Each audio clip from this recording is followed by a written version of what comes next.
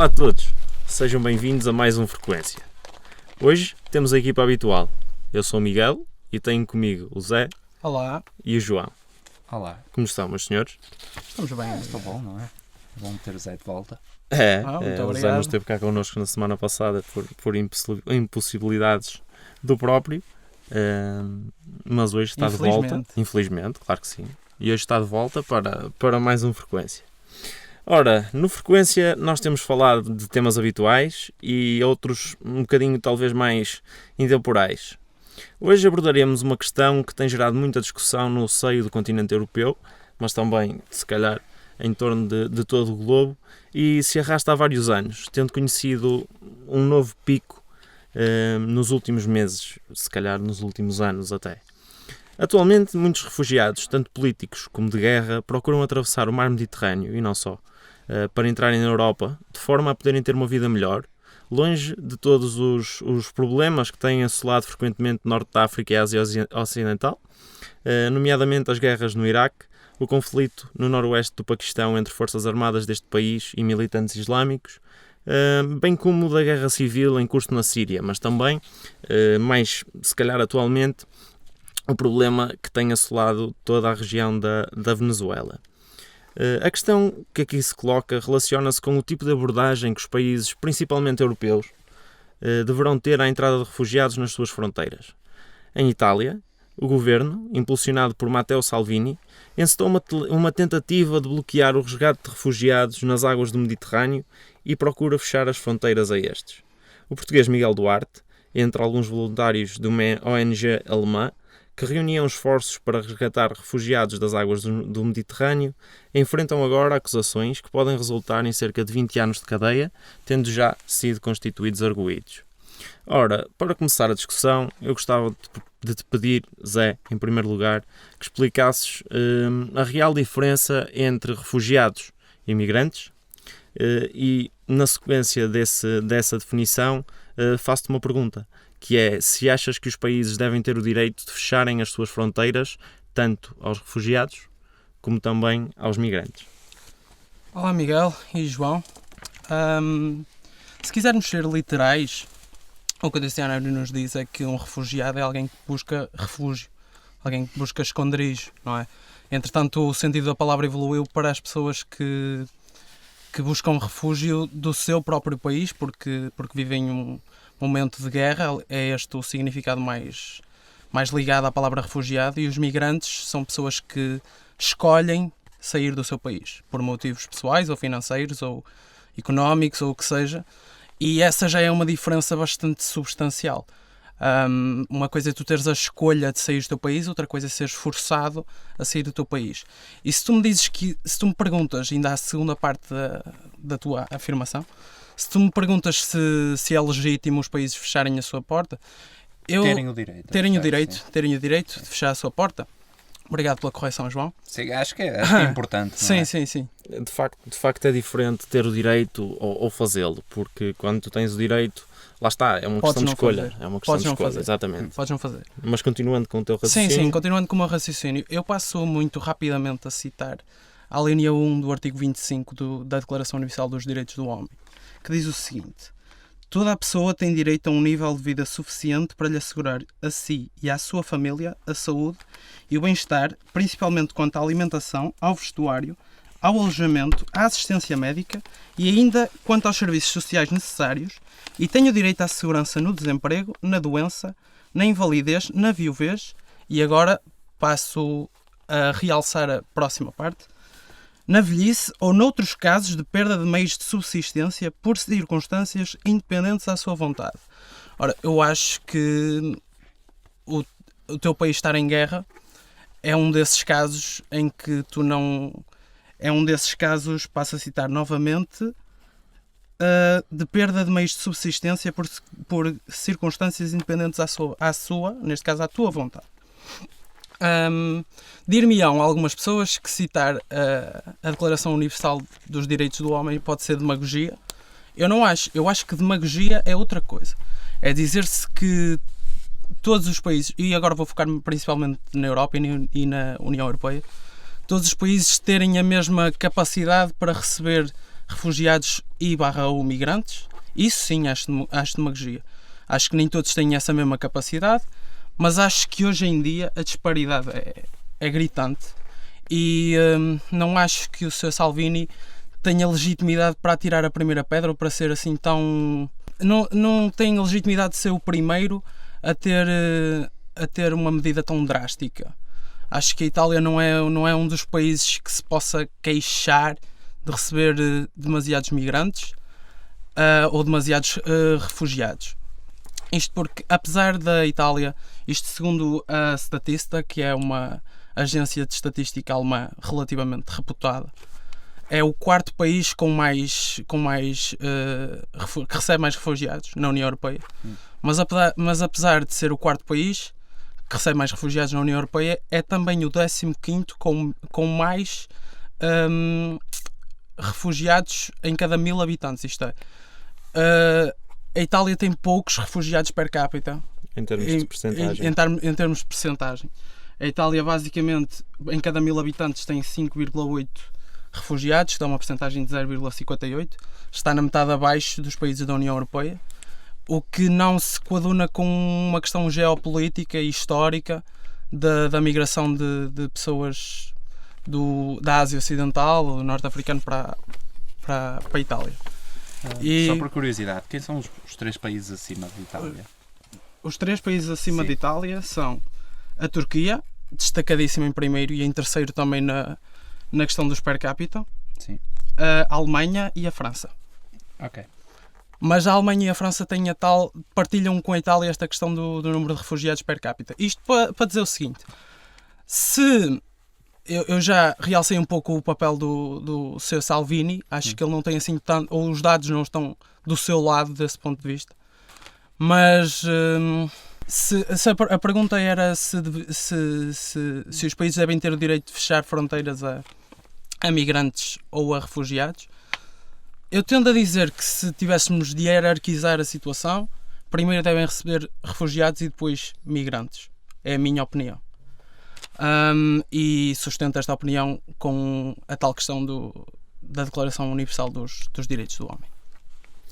João, penso que concordarás, se calhar não ipsis verbis, mas penso que concordarás com a definição que o Zé nos deu da diferença entre refugiados e imigrantes. Se não concordares, podes dar a tua própria. O Zé passou pela definição, pelo dicionário, que era também por onde eu ia passar e ia pelos caminhos do Pribeirã e por aí fora. Mas visto que concordas, faço-te exatamente a mesma pergunta que fiz ao Zé. Achas que os países devem ter o direito de fechar as suas fronteiras a refugiados e a migrantes? Sim, acho que deviam ter o direito de fechar. Se devem fechar é outra questão completamente diferente, mas acho que deviam ter o direito de fechar. E principalmente agora o Zé acabou numa frase que eu achei interessante, que era: receberia primeiro os refugiados e depois os migrantes. E eu não sei se faria assim, mas acho que só receberia refugiados se tivesse capacidade para os integrar. Ou seja, a minha posição passa por devemos receber refugiados, sim, por obrigações éticas e morais e comprometimentos até com tratados internacionais, como a Declaração dos Direitos do Homem e também como membros pertencentes à União Europeia, mas acho que devemos receber até determinado número. Ou seja, a partir do momento em que o país deixa de ter capacidade de absorver refugiados e absorver, quer dizer, integrar com sucesso refugiados na comunidade, ou seja, assegurar que as pessoas que são refugiadas e que procuram refúgio começam todo um processo de aprender uma língua nova, que têm uma oportunidade de aprender a cultura do país, que possíveis crianças que tragam com eles estejam inscritas na escola e estejam a ser acompanhadas por professores, que a pessoa refugiada que tem documentos para ter acesso a cuidados de saúde, de segurança, todos que tenha documentos também para pagar ou ter isenção dos impostos e ser um membro contribuinte da segurança social do país. Ou seja, a partir do momento em que o número de refugiados que querem entrar no país é maior do que o número de refugiados que o país pode efetivamente acolher, acho que, e com sucesso, tornar essas pessoas não serem vítimas de exclusão social no país, acho que o país, a partir daí, deveria ter o direito de fechar as suas fronteiras. E assim, todos podemos concordar que é horrível deixar pessoas refugiadas assim a balançar no Mediterrâneo em barcos. É horrível. Toda a gente é contra isso. O problema é que eu acho que a culpa reside com a União Europeia, que está a fraquejar um bocadinho na resposta conjunta ao problema. E então, todos concordamos que é uma coisa reprovável deixar os refugiados como é que é a palavra? Não é à beira? Ao sabor do vento. Exato. Todos achamos que é reprovável deixar os refugiados ao sabor do vento.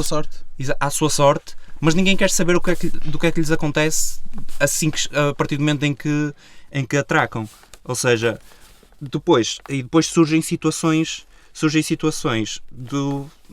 por exemplo, como que está a acontecer em França, em que trabalhadores, por exemplo, da Uber e da Glovo, isto saiu há 3 dias atrás no New York Times, estão a alugar as suas contas para ciclistas substitutos que são normalmente migrantes ilegais, pessoas que procuram asilo e adolescentes que precisam de trabalhar para comer e que são refugiados também e que estão dispostos a trabalhar as horas que forem preciso por um salário que é ridiculamente baixo, independentemente das condições de trabalho ou do tempo que estiver. E é por isso que eu achava que a União Europeia deveria ter uma resposta mais forte. Os países devem ter o direito de fechar a partir do momento em que não conseguem integrar efetivamente os refugiados. E acho que isso está a acontecer em Itália, está a acontecer na Grécia, e embora tu achas que o Salvini não tem nenhuma legitimidade para dizer isso, eu diria que ele, pelo contrário, tem legitimidade, porque o partido dele foi o mais votado, e embora não tenha conseguido formar governo sozinho, ele foi eleito por causa disso, porque é extremamente contra isso, e compreendo que as pessoas em Itália o vejam com uma cara que é alguém duro que está disposto a negociar com a União Europeia para tentar combater este problema, que é os governos não quererem saber o que acontece aos refugiados depois deles atracarem. E depois, tu deste dados e tudo, mas eu por outro lado, eu compreendo que as pessoas sintam isso, porque Itália, geopoliticamente, é a porta de entrada perfeita para a Europa. É o país mais perto da África, fora Malta, mas Malta são ilhas, e a partir daí podes seguir diretamente mais perto da África que tu estás a falar, porque na verdade o país mais perto da África acaba por ser Espanha. Sim. O país mais perto do problema. E acaba por ser o sítio perfeito, porque depois é sempre a seguir para cima para os sítios onde a maior parte dos refugiados quer chegar, os países mais abastados, a Suécia, a Dinamarca, a Alemanha. Ou seja, é esta a minha posição. Ok, eu já te dou a palavra, Miguel. Eu só quero dizer uma coisa muito rápida em relação à tua intervenção, João, que é... Nós estamos a falar da legitimidade do Salvini e eu acho que, ou pelo menos para quem nos está a ouvir, eu acho que convém fazer assim uma mini distinção, porque acho que são tipos de legitimidade, entre aspas, diferentes. Sim. É assim, a legitimidade democrática tem toda, porque é como tu disseste, ele foi eleito. Agora, a legitimidade que eu acho que ele não tem é mais estatística, ou não é moral, é mais... defender a posição. Sim, por aí. Ok. Eu gostava, para pegar nesta pergunta, eu acho que, apesar de serem problemas que muitas vezes são tratados da mesma forma, que muitas vezes são postos no mesmo saco, por definição, são problemas muito diferentes. São questões muito, muito diferentes, a questão dos migrantes ou a questão dos refugiados.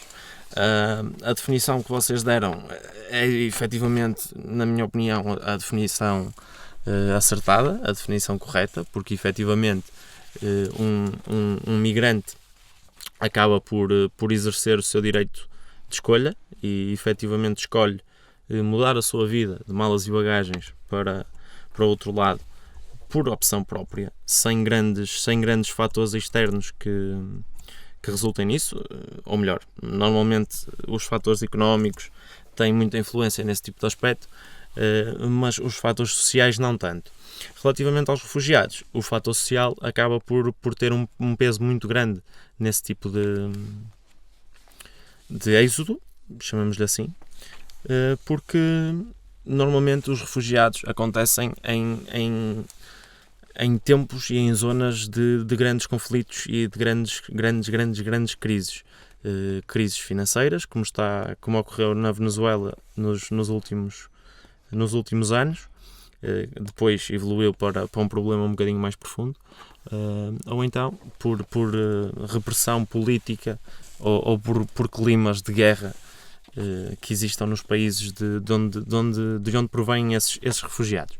Ora, tendo isto em conta, eu gostava efetivamente de fazer essa diferença. Em primeiro lugar, avaliando a questão dos refugiados. Se os países devem ter o direito de fecharem as suas fronteiras à entrada de refugiados, eu concordo com o João, eu acho que sim. Acho que não devem ter o direito de as fechar à partida. Acho que esse direito não deve existir sequer. Não é questão de ter o direito de ser exercido ou não. Acho que esse direito não pode ser exercido e a União Europeia tem de forçar essa possibilidade. Agora, aquilo que o João disse e bem é que mais do que receber os refugiados é importante conseguir integrá-los. Agora, isso vai suscitar alguns problemas. Em primeiro lugar, a União Europeia não tem uma área infinita. Ou seja, pode chegar a uma altura em que não haja nenhum país da União Europeia, e vamos nos centrar no problema neste ponto. Eu estou-me a centrar no problema neste ponto, que é na União Europeia, efetivamente. Dado que a área não é infinita, os postos de trabalho não são infinitos, as escolas não são infinitas, pode chegar a um ponto em que efetivamente não haja capacidade dos países da União Europeia de conseguirem integrar todos esses refugiados, e aí pode residir um grave problema. Se vamos chegar lá assim tão cedo, não sei, mas acho que todos os países da União Europeia devem receber refugiados. Acho que deve ser criada uma comissão, se é que já não existe, que permita perceber para onde é que se podem dirigir os refugiados, para onde é que se podem dirigir as pessoas para que estas tenham efetivamente um nível de vida melhor. Porque a verdade é que se nós pensarmos nos bairros sociais existentes, por exemplo, em França, que são bairros sociais, e na Bélgica, por exemplo, que são bairros sociais problemáticos, muito problemáticos já há muitos anos, esses bairros sociais muitas vezes surgiram exatamente pelo problema que estamos a ver agora, que foram pessoas fugidas de países onde a estabilidade não reinava, normalmente muitos deles algumas ex-colónias francesas, que depois, ao virem para a Europa, não foram integrados devidamente, e isso resultou em pouco poder económico dessas pessoas e, por consequência, em atividades menos lícitas para que conseguissem sobreviver. E isso é de facto um problema, e podemos estar a ver um problema a uma escala igual ou maior daqui a alguns anos. Não muitos, acho que podemos ver esse problema multiplicado se não houver uma atuação rápida e eficaz da União Europeia. Agora, relativamente ao controle desse direito, como tu falaste, João, disseste, e eu concordo, que os países devem ter a capacidade e o direito de dizer, neste momento, nós não temos capacidade de ter mais refugiados no nosso país, não os conseguimos integrar devidamente. Acho que eles devem ter esse direito, mas aqui põe-se outro problema. Quem é que decide se o limite já foi atingido? Entendes? Porque a verdade é... O Sr. Salvini, pegando nesta premissa de que se atingiu ou não o limite, ele pode perfeitamente arranjar meia dúzia de dados e dizer que já não consigo mais, já tenho estes, não consigo mais, tenho de ir para o outro lado. E acho que esse controle deve ser feito por uma comissão um bocadinho maior e um bocadinho mais independente do que se calhar os próprios países. E agora, se são os países a exercer esse direito ou se será a União Europeia, a ter um código de conduta para isso, não sei muito bem, mas acho que acaba por ser um bocadinho, não digo falacioso, mas tendencioso se esse direito for dado aos próprios países, porque há países que se calhar até vão ter a boa vontade, chamamos-lhe assim, de acolher mais refugiados, e outros que se calhar vão ter, considerando a existência desse direito, ainda uma maior facilidade de conseguir fechar as fronteiras, e desta vez completamente de forma legítima, porque seguindo esta premissa, assim seria. Agora, relativamente à questão dos migrantes, eu aí tenho uma opinião um bocadinho diferente, e acho que os países têm efetivamente direito a ser exercido por eles próprios de fecharem as portas, se assim entenderem. E com isto quero dizer o quê? Quero dizer que, efetivamente, há migrantes que vêm acrescentar valor à economia e ao sistema financeiro dos países. No entanto, não são poucas as situações em que há migrantes que vêm naturalmente de outros países, vão para preencher vagas e para irem para trabalhos que podiam ser facilmente feitos pelos 10%, que é um número assim um bocado ao calhas, mas é mais ou menos o que tem acontecido em toda a Europa, os 10% de desempregados que existem nos próprios países. Por exemplo, um exemplo muito simples, ou dois exemplos muito simples de países que são grandes potências mundiais e que têm esta política implementada. O Canadá e a Austrália não permitem que uma pessoa entre num país para trabalhar assim à toa. Se tu vais trabalhar num desses países, tens de mostrar o teu valor e tens de mostrar que efetivamente vais dar alguma resposta a esse país que esse país ainda não consegue ter. Não digo que vais ser o melhor de todos os que exercem a tua profissão nesse país, mas efetivamente tens de provar uma mais-valia. Caso contrário, não entras. E aí eu já não consigo ser contra.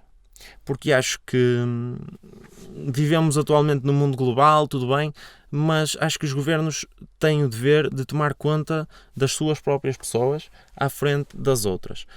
Na questão dos refugiados é um bocadinho diferente, efetivamente, porque há condições sociais nos países de origem que fazem com que tenha de ser assim. Mas na questão dos migrantes, a minha opinião, lá está, é um bocadinho diferente, e acho que esse direito pode, e digo mais, acho que deveria ser exercido pelos países da União Europeia. Agora, continuando para a próxima pergunta. Antes de continuarmos, Miguel, se me permites, eu só queria dizer duas outras coisas assim muito rápidas, que é, eu concordo com tudo o que tu disseste, assim, tipo, e não quero gastar uma intervenção só para dizer que concordo, mas eu acho que isso vai um pouco de encontro ao que eu tinha dito da tal questão da hierarquização do que é suposto receber-se enquanto país, isto é, da população que é suposto receber-se enquanto país, porque eu, quando peguei nestes dados, uma coisa que me surpreendeu bastante foi a quantidade de imigração que há em Itália. Por exemplo, em Itália há quase 500 mil imigrantes, há quase 500 mil cidadãos que não são italianos a viver em Itália, o que dá, eu fiz a tal proporção por cada 1000 habitantes, há 80 habitantes, dos quais 5,8, nesses 80, 5,8 são refugiados, e os restantes 74 aproximadamente são pessoas que trabalham em Itália, que são pessoas que lhes foi permitido viver em Itália, e eu só acho um bocado não é ambíguo, é contraditórios estes dados. Isto é, acho que é demasiado fácil hoje em dia tu ires trabalhar para um país que não seja o teu, e acho muito mais difícil para um refugiado ser acolhido do que para um estrangeiro ser acolhido. Mas deixa-me só dizer mais uma coisa, que é, em 2015, quando o problema começou a ser discutido com toda a atenção, porque foi quando a crise migratória rebentou, foi posto no mesmo saco a questão do refugiado e a questão da imigração, mas não é só pela imigração em si, é pela mão de obra qualificada. Isto é, foi definido que é tão decisivo para o desenvolvimento de um país, ou que é tão decisivo para a União Europeia receber-se um refugiado e receber-se ao mesmo tempo alguém que desenvolva o país, ou que seja mais mais capacitado, mas não da forma como acontece, por exemplo, na Austrália ou no Canadá. Não há esse controlo, mas tu podes emigrar para o país e não havendo esse controle, tu nem sempre a fronteira entre o que é mão de obra estritamente qualificada, isto é uma opinião assim relativamente polémica, ou o que seja, mas acho que as coisas não devem estar no mesmo saco. Não, isso lá está, foi assim que eu comecei a minha intervenção. Eu comecei a minha intervenção exatamente a dizer isso. Acho que tem obrigatoriamente de se fazer a diferença entre aquilo que é a imigração e aquilo que é o refúgio, porque são efetivamente coisas diferentes e são situações que, tirando o facto de que sais do teu país para ir para o outro, são situações difíceis de comparar, exceto nesse aspecto. Sim. E lá está, é uma coisa, esta questão da imigração é uma coisa que se calhar é um bocadinho difícil de controlar e se calhar é um bocadinho contraditório até, mas é em relação àquilo que é o princípio da União Europeia. Sim. Porque mas acaba por ser um bocadinho contraditório tu teres uma livre circulação de tudo em todos os países da União Europeia e ver-te privado de trabalhar para um país melhor, que se calhar até pagam mais e que tens mais facilidade para a tua família.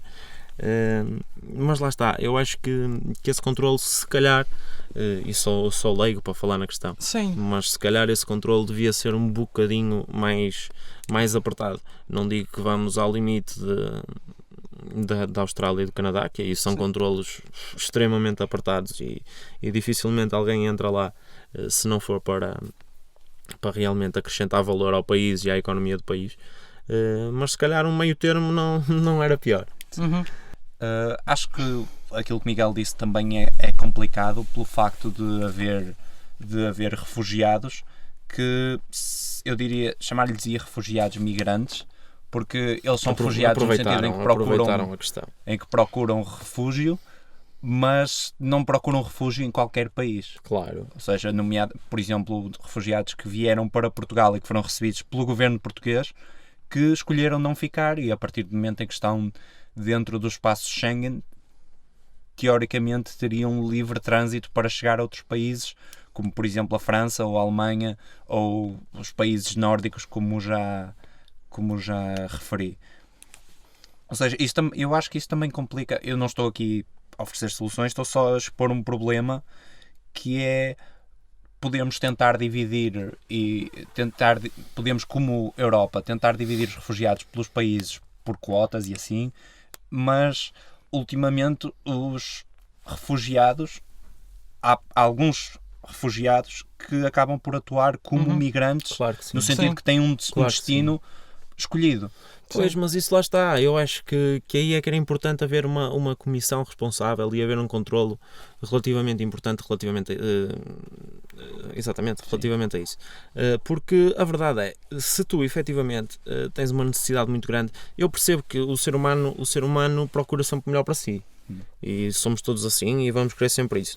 E se calhar, se alguém vier de fora da Europa e lhe derem, e se calhar até dentro da Europa, lhe derem a escolher entre viver em Portugal com o salário mínimo que nós temos, com as condições de vida que nós temos, ou então ir morar para uma Noruega ou para uma Suécia, para uma Alemanha, para uma França, eu acho que a escolha é um bocadinho óbvia. Eu acho que ninguém... gosto muito do nosso país, e sou português de gema, mas acho que há pouca gente que escolheria Portugal em detrimento desses outros países, principalmente pelo nível de vida que as pessoas conseguem ter nesses países que neste momento está impossibilitado em Portugal. Agora, vindo essas pessoas de um clima tão aterrador como efetivamente vêm, e tendo a necessidade de fugir, porque é o que eles fazem, de fugir desse clima, a mim faz-me um bocadinho de confusão que se tenha essa escolha como prioritária. E acho que se um país abre as portas para receber esse género de pessoas que estão com umas dificuldades tão grandes, devia haver forma de os obrigar a ficar, porque isto, desculpem lá, mas acho que não é uma questão que se possa ter assim tanta escolha, porque tenho a certeza que se todos os refugiados que vêm do norte da África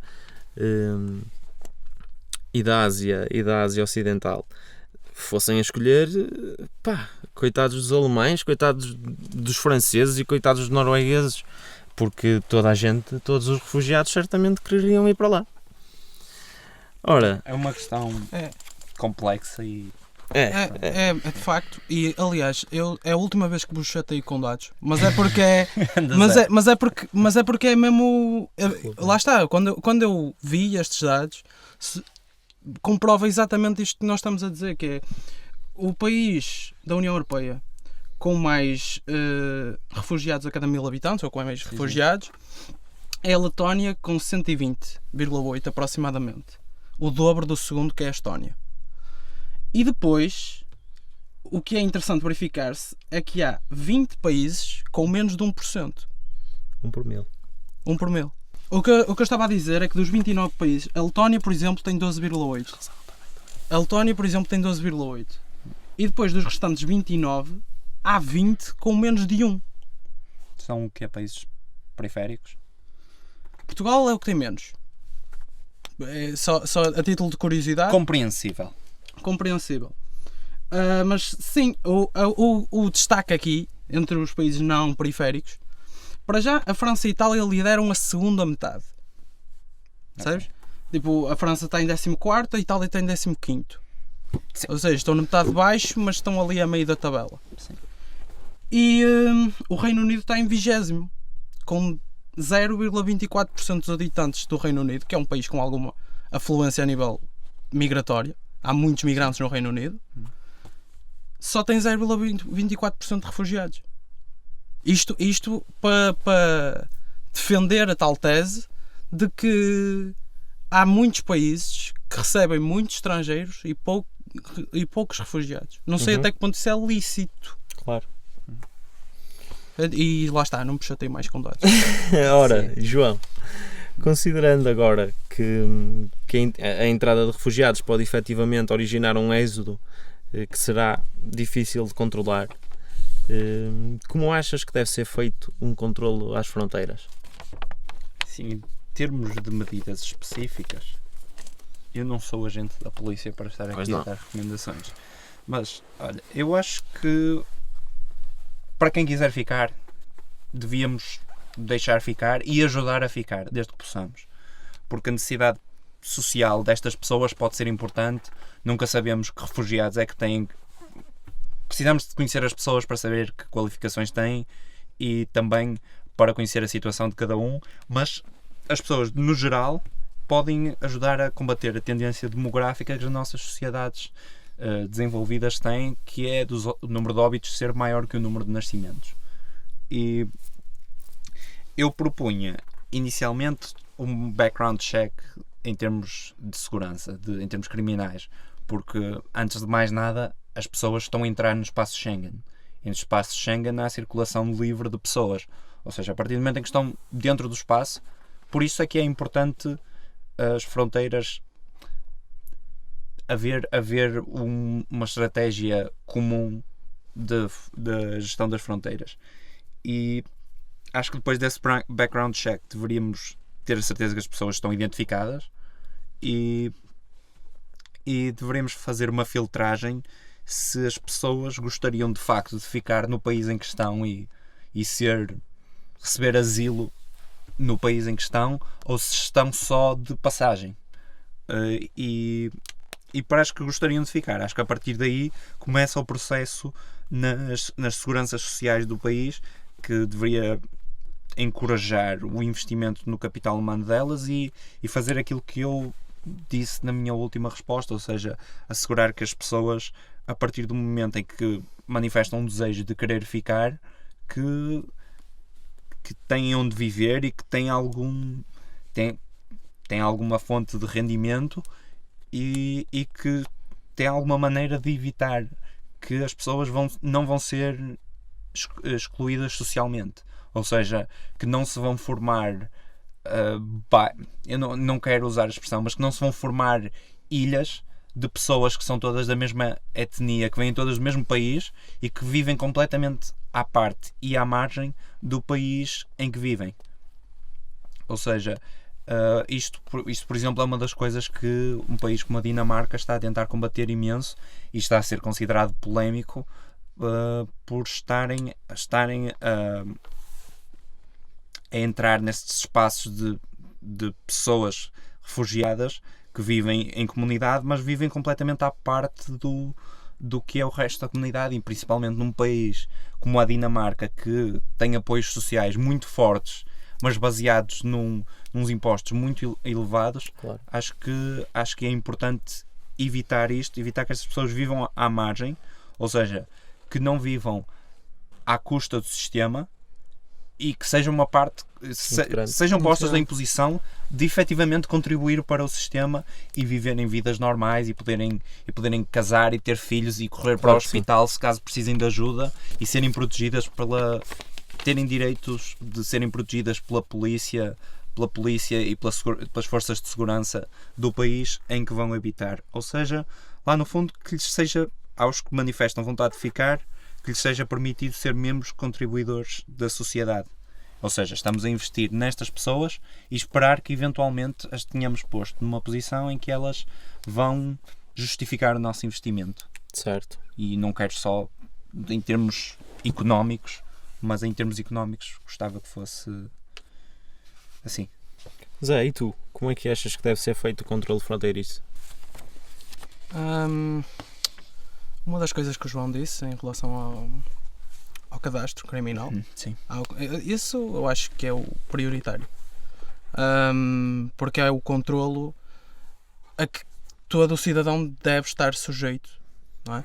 E não se devem abrir exceções, porque não seria bom mesmo para a comunidade que venha essa exceção ser aberta, porque seria público que essa exceção foi aberta e porque as tais questões iria criar discriminação, precisamente. Agora, o problema das tais ilhas de que o João fala é real e vê-se nem precisa de serem refugiados, vê-se em muitas comunidades portuguesas ou comunidades que habitam em Portugal. Na altura, eu lembro-me perfeitamente, na altura das últimas autárquicas, o debate que houve, aliás, foi televisionado o debate das autárquicas de Loures por causa das declarações na altura do André Ventura. Que eu, diga-se de passagem, eu ia dizer passo ao lado, mas não é bem passo ao lado. Tipo, não considero. Que eu não considero porque não interessa para aqui. Mas a solução, nesse mesmo debate, o que foi dito é que a solução passa por uma abordagem, vou-lhe chamar diplomática, não é? Que é a tal fronteira que é muitas vezes muito difícil de se encontrar. Onde é que uma abordagem passa de diplomática para agressiva. Esse controlo, eu já não estou a falar do controlo na altura da entrada, estou a falar do controlo da abordagem que a comunidade do país tem de ter para com a comunidade que está a entrar. Esse controlo pseudo-diplomático, que não pode nunca chegar a agressivo, porque se chegar a agressivo passa a ser crime, é difícil de se fazer, mas como tu perguntaste como é que deve ser feito, as pessoas, é muito de encontro ao que o João disse antes, dos direitos que a comunidade que chega tem de passar a ter, e caso não dê esse retorno, tem de ser tratado como um cidadão do país, tem de ter as consequências que qualquer cidadão teria. Claro que sim. Eu, relativamente à questão que ambos abordaram, a questão do cadastro, eu acho que isso devia ser uma condição necessária, efetivamente, porque acima de tudo acho muito bem que zelemos pela segurança das pessoas que precisam, que nós zelemos pela segurança delas, mas também acho que temos de zelar pela nossa própria segurança, porque se não estivermos cá para ajudar ninguém é ajudado, efetivamente. Mas aí vejo um pequeno problema, eu pensei exatamente nisso, Era uma das coisas que também tinha para dizer, mas acho que isso vem com um problema, porque os países de origem dos refugiados são aqueles que têm acesso ao cadastro destes. Do meu conhecimento não existe nenhuma base mundial de cadastros. Passo esta cena. Por isso, não sei até que ponto é que os países de origem estariam a 100% dispostos a partilhar esses dados com países estrangeiros.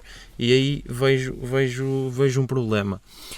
No entanto, acho que tudo gira em torno daquilo que falamos inicialmente, que é na capacidade que os países têm ou não de receber os refugiados e, como vocês disseram, e muito bem, não tenho quase nada a acrescentar, e de os conseguir integrar na sociedade para eles serem efetivamente uma parte integrante desta roda em que nós vivemos, de maneira a que não se sintam excluídos, de maneira a que não se sintam postos de parte e, acima de tudo, a que se sintam bem nos países onde estão e que possam passar, em vez de serem refugiados, passem a ser quase imigrantes, porque, de facto, acho que é bom para o bem-estar de todos, sejam eles refugiados, sejam nativos dos países, sejam migrantes.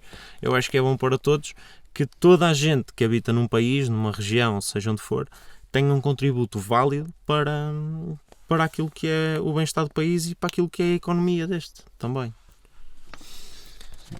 Isto agora abriria uma porta para todo um novo debate que seria tipo quanta diversidade cultural é que seria permitida uma vez que estas pessoas estivessem em território nacional. Sim, seja, mas isso é um debate à parte. Exato, porque eu estava assim a lançar porque realmente são muitas.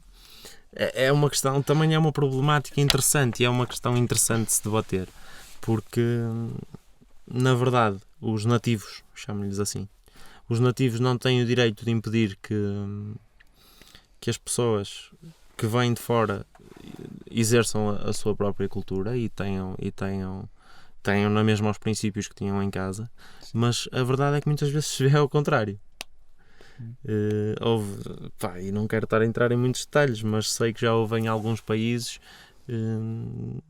talhos que deixaram de vender carne de porco por imposição dos refugiados, por exemplo.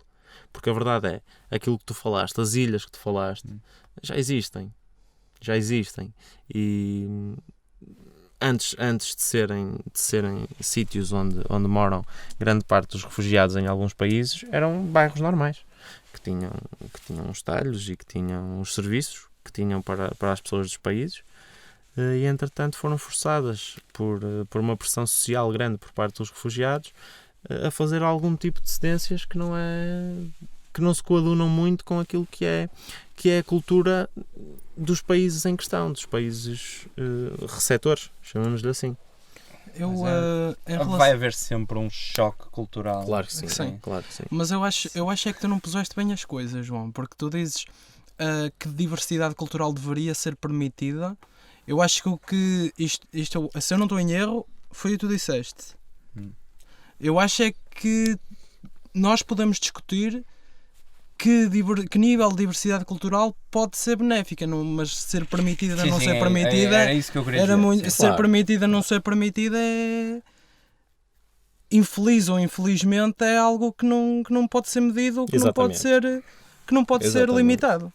Claro, acho que aquilo que o João estava a tentar dizer, na verdade, ia mais de encontro àquilo que tu acabaste de explicar. Eu às vezes tenho problemas com as palavras, desculpa.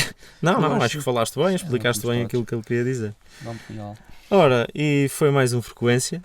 Obrigado a todos por nos ouvirem. Partilhem este episódio e os outros com os vossos amigos. Façam-nos chegar o vosso feedback a partir do Facebook e em Frequência Podcast ou no YouTube com o mesmo nome.